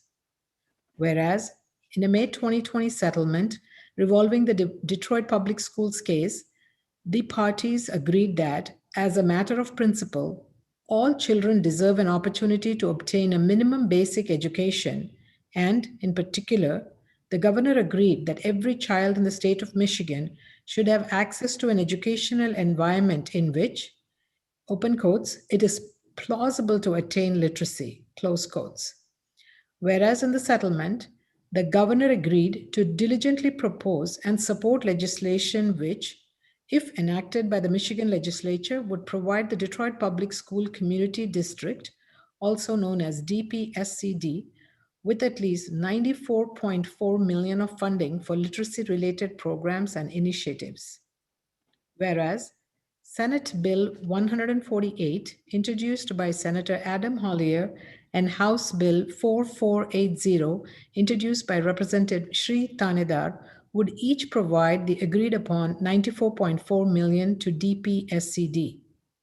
Therefore, be it resolved that the Michigan Civil Rights Commission reaffirms its support of Detroit public school students, commends the parties for recognizing the need to allocate $94.4 million to the needs of those students, and urges passage of SB 148 or HB 4480.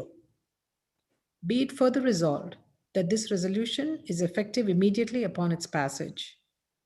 Be it finally resolved that this resolution be forwarded to the Honorable Governor, House Speaker, House Minority Leader, House Education Committee, House School Aid and Department of Education Appropriations Subcommittee, Senate Majority Leader, Senate Minority Leader, Senate Education and Career Readiness Committee, and the Senate K-12 and Department of Education Appropriations Subcommittee. Passed unanimously on the 26th day of July 2021 by the Michigan Civil Rights Commission. I believe, Chair Clayton, this is the point at which each commissioner will vote first before we read off the names. That is correct. This is Chair Clayton speaking again. Will the clerk please call the roll on this resolution, please? Yes, excuse me. Chair Clayton, Yes. Vice Chair Ellison, Support. Secretary Combs, Support. Commissioner Gasco-Bentley, Yes. Commissioner Roberson, Support. Commissioner Corvo, Yes. Commissioner Kosaraju, Support. and Commissioner Lara. Support. Madam Chair, the motion passes. Thank you. Commissioner Kosaraju, please continue. So, do you want me to read off the names now again? Yes, that's fine. Oh, well, no, I guess you don't have to because we already know it's passed unanimously, so thank you. Wonderful. Thank you very much for giving me this opportunity, and I'm happy to take any questions. This is Chair Clayton again. Any questions, comments from any commissioners? Commissioner Lara? You know, I attribute my success in life to reading growing up in East Los Angeles, having English as my second language, learning speaking Spanish until I started school.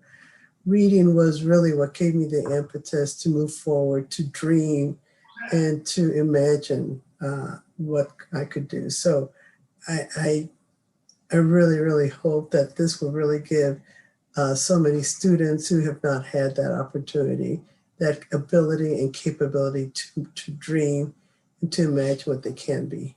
Thank you. Thank you, Commissioner Lara. This is Chair Clayton again. Commissioner Kasaraju, just wanted to thank you for your passion and leadership on this matter, because when we put the committee together, it was really to look at the education equity report as it is right now. But you saw that there was a deficiency there. You saw the literacy piece that was missing. You'd done the research to see how our students were impacted last year with COVID, how they already had a negative impact with the summertime off. So to look for that and to advocate for that. And also too, I just want to make sure that everyone heard when you said that later on this week, the department is going to have a list of resources. It's a starter list. It's not a comprehensive list, but it is a starting list for parents, educators, caregivers who are interested in year-round reading programs. And we're trying to get them for across the state that are available to students. So please look at the department's website for that to find out what resources are there. And then if you don't see it on our website, please contact your local school district or your library, because we know the programs are there. We just may not have them all listed on our website. So, okay, thank you. Seeing no more questions from anyone, we will move on to our next matter for commission business, and that is our Administrative Rules Committee. And that does consist of Vice Chair El Hassan, Commissioner Roberson, and myself. We're going to get the report from our Vice Chair, and then Attorney Dan Levy is going to follow up with comments. Vice Chair El Hassan, floor is yours. Thank you, Chair Clayton. Good evening, colleagues on the commission, and certainly everyone. And thank you for allowing me the opportunity to present on the administrative rules and what the committee has worked on. I'm just going to give a very high level sort of overview. As a committee, we attended a couple meetings, and we were joined by Interim Director John Johnson Jr. and Assistant Attorney General Dan Levy. There were a number of changes that were recommended to be made to the administrative rules. But let me talk a little bit more, just a little bit about sort of the procedural requirements of submitting these rules, these changes.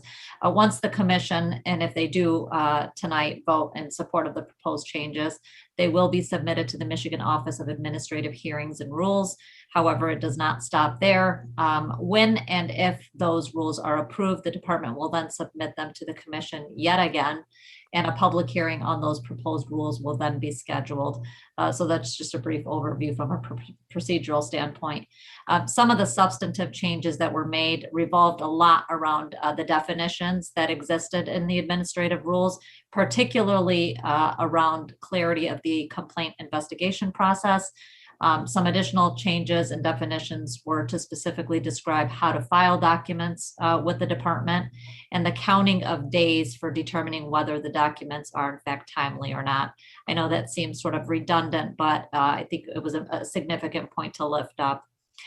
We also added a definition for signature in order to notify parties that by signing, they are attesting to the truthfulness of the document. That was an important point to clarify in the administrative rules. And finally, as it relates to definitions, we added a definition for the summary of complaint, which the document is typically provided to claimants when their complaint is not within the department's jurisdiction or is untimely. In addition to those definition changes, there were changes made, significant changes, I might add, to describe the reconsideration process, to provide more clarity and to inform parties of the criteria being used. There were other changes that were made. We had a couple iterations that we discussed as a committee, and our support within the department made those substantive changes, and we came back for a final review. And now those are put before you for consideration. I will turn it over to Assistant AG Dan Levy to go through in a little bit more detail of what those changes look like. I am with the department. I used to be an assistant AG, but I'm not sure which is the promotion, which is the demotion. But, Oh, I apologize. And I just to keep thought things about that. straight. I know him. I know him and historically. So Yeah. forgive me if I butchered your title. Yeah, and thank you. And I don't really have much to add to what Commissioner Alasan has already said. I think it's important, though, to note that none of the changes made are intended to affect anybody's rights, whether that be the claimant or the respondent. The changes are being made to clarify some things that were very confusing and caused some consternation amongst claimants when cases, they didn't understand that we didn't have jurisdiction. They thought we were saying they didn't have the ability to complain. And to modify things because frankly, there was no internet in the 70s when the rules were passed and last modified, and therefore there's no way to file anything electronically. We think there should be, but those are, changes that are made to simplify the process. The definitions are really I believe, the critical changes. In terms of the reconsideration process, again, the intent is not to change anything. I think those are discussions that we may want to have somewhere going on in the future. But right now, the decision had been made to address what needed to be done to bring them the rules up to date without raising the potential resistance that any change in substance might take. So that was the intent here, and I can take questions, but I have nothing else to add. This is Chair Clayton. Any questions or comments from any commissioners before we vote on the rules changes? Okay, seeing none, please call the roll. Or sorry, please call the vote. Yes. Chair Clayton. Yes. Vice Chair Alasan. For. Secretary Combs. For. Commissioner Gasco-Bentley. Yes. Commissioner Roberson. Support. Commissioner Corvo. Yes. Commissioner Kosaraju. Support. And Commissioner Lara. Support. Madam Chair, the motion passes. Thank you. With that unanimous vote, the administrative rule changes have been approved. And just to put things in context, I know this explanation seemed rather simple, but if I'm not mistaken, and Dan, you can correct me, this process, it actually began, it was a 2017 when it first came before the commission. At that time, there's a working group put together, and it's taken us to this point to finally get to where we're ready to have something to submit. Is that accurate? That is correct, though I would point out that we were pretty close to this point at the beginning of COVID, and when we had the director search begin, so that yes. Some of those problems were not the result of anything other than that. But at the same time, these changes have been discussed for probably a decade prior to that. So yes. It'll be nice to get the ball moving. Yeah, so this is Chair Clayton again. So we can shave a year off, but I always believe it's important to give credit where credit is due. And our former chair, former vice chair, and I think she even served as secretary for 1 year, and that is Laura Reyes Kopek. When she left the commission last year, she left the charge. She's saying, you have got to get these administrative rules passed and completed. And so we did that. And our former special advisor to the commissioner, Sylvia Elliott, thank you to her also, because she helped us get to where we are. And then Dan, and then the others, Marcelina Trevino, I know others who's in the department who worked very hard on these. So thank you to everyone. And now we finally have these done.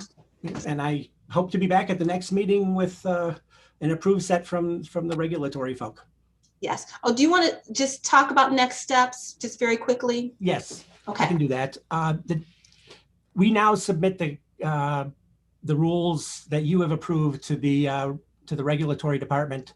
They will go through it with the Legislative Services Bureau and make sure that the language is consistent with legislative intent and consistent with other rules. They will also make sure that any changes that we have not made that need to be made for the same reasons get made. When they have approved it all as to form, we will bring it back to you and ask you to approve them again and set a public hearing, at which time we would hear the public comment, and we may, if you choose, take comment in writing as well. We will then prepare a response that responds to each and every comment. And the commission will make a decision as to whether or not they want to make changes based upon those comments or stay where it is. And we will have it, you vote on it again at that point, and then it gets submitted to the legislature itself, and either gets adopted, rejected, or most likely adopted by default when they take no action. Okay. Thank you very much. This is Chair Clayton speaking again. Thank you very much, Attorney Levy. Our next item is our final item under commission business, and that is a report from the Personnel Committee. The Personnel Committee consists of Vice Chair El Hassan, Commissioner Lara, and myself, and I will be making the report on behalf of the Personnel Committee. As most of you all know, this is our third attempt at getting a permanent executive director for the department in just a little over a year. And if you want to go back to March of 2020, when we had 2 candidates then, it can take us even further back. So at our meeting on May 28th, I do believe, at our meeting on May 24th, at our meeting on May 24th, we appointed John Johnson as interim director, and that was precipitated by our director, James Voigt, resigning to become interim director of the Detroit Police Department, interim chief for the Detroit Police Department. So at that time, it was determined that John Johnson would become interim director and that the Personnel Committee would meet to determine what the process would be for selecting a permanent director. Personnel Committee did meet. It was decided that the department has been through enough ups and downs, and we were getting ready to come back to work. And so the goal was to get a permanent director in place as quickly as possible to allow the department to continue to operate as it has been. Interim Director Johnson was already working there in the department as the legislative liaison, and he had interviewed twice before, being one of the top candidates for the position. So at our special meeting on June 28th, the Personnel Committee recommended that there be a period where he would serve as interim director, and evaluation would be done by the Personnel Committee, and then we'd come back with a formal recommendation. Interim Director Johnson put together a 6-month work plan, which all commissioners have seen. The Personnel Committee has met with him on that. We were pleased with the progress that was made, and it is going to be the recommendation of the Personnel Committee that John Johnson be appointed as permanent director for the Department of Civil Rights. Before we take a vote on that, I wanted to provide Director Johnson, Interim Director Johnson, an opportunity to say a few words, and prior to the vote, if there are any questions from commissioners that they wanted to have before we took the vote. So Interim Director Johnson, I'll let you say a few comments, and then we'll see if there are any questions from commissioners before we vote. This is John Johnson speaking. Thank you, Chair Clayton. I have, as Chair has indicated, I have submitted my thoughts for the department and have started vigorously working with a number of individuals in the department on executing that vision. Some of that I discussed in my report that I gave a few minutes ago. But certainly I would like the opportunity to continue to serve as the director of this esteemed agency. Civil rights has been my passion for more than 3 decades. I've worked in a number of capacities in that area. And I think I have the experience and the passion, desire, and the ability in order to be successful and to work on your behalf. I've certainly been impressed by the staff that we have at the department. I mean, very professional, everyone, in their passion, their dedication, their commitment to the work of the agency and fulfilling the commitment that has been articulated in our Constitution is unparalleled. Everyone has been very cooperative, and certainly I applaud them for the work that they do, and certainly the work that we can be engaged in. I see a lot of potential here. I see an opportunity to engage in collaboration with a number of our brother and sister civil rights agencies and to collectively make sure that the rights of all are enforced in this state. So I certainly, again, ask for the opportunity to continue in this position not on a permanent basis, because I won't be ED for life, but certainly but certainly to continue until you wish to have me no more, or until my time expires, one or the other. So thank you for your consideration for the recommendation of the Personnel Committee. This is Chair Clayton again. Thank you, Interim Director Johnson. Any questions or comments from commissioners before we vote? Okay. Seeing none, may I have a motion? Move the adoption. Okay, motion has been made by Commissioner Combs to appoint John Johnson as Executive Director for the Michigan Department of Civil Rights. May I have a second, please? Support. Been supported by Commissioner Lara. The clerk, please call the vote. Thank you. Chair Clayton, Yes. Vice Chair Alassane, Secretary Combs, Support. Commissioner Gasco-Bentley, Yes. Commissioner Robeson, Support. Commissioner Corvo, Absolutely, yes. Commissioner Kosaraju, Yes. Commissioner Lara. Yes. Madam Chair, the motion passes. Thank you. 7 yeas.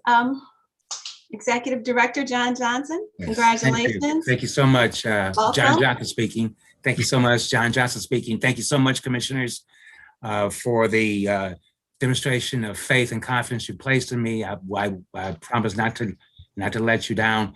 I want to thank you again for this, and thank you, Director White. Got to thank Director White, because Director White not only hired me, but he also laid just a splendid foundation. His strategic plan, after meeting with everybody in the staff, the way he's laid that out is something that we're going to follow to a T. The staff approves it, commission approves it. It's something that we will continue to work on. So I do want to thank him, because he certainly did the heavy lifting, and we certainly got to recognize that, because he certainly did a lot of work and certainly bringing the department to where you wanted it to be. So we thank him and applaud him for that. I've had an opportunity to be in this position for 2 months, thanks to you. And certainly, as I mentioned earlier, talked to a lot of people and had an opportunity to examine a lot of processes and policies. And certainly we'll be announcing tomorrow morning at 11 o'clock, I called an all agency meeting to announce a reorganization of the department based upon my observations and collaboration, consultations with the staff, a review of what Director White did, and certainly the experience that I've enjoyed managing and running law offices for over 4 decades. So I'll be doing that tomorrow, and certainly will apprise the commission of every single step that I will announce tomorrow to the staff. So again, I look forward to working with all of you. Again, I look forward to honoring the commitment extolled in our Constitution, enforcing the rights of civil rights for all citizens here in Michigan. Thank you so much for your vote of confidence.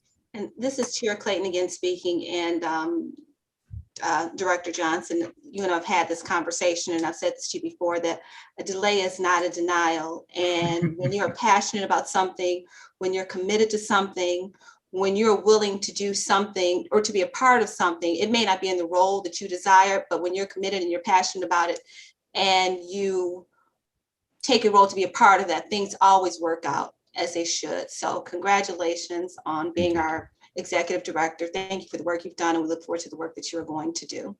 Thank you, Chair. Thank you, Commissioners. Thank you. Commissioner Alassane, yes. Chair Clayton, my apologies. I had to step away, and I suspect a motion was on the floor. And if you'll just recognize me as a vote in support of that motion, please.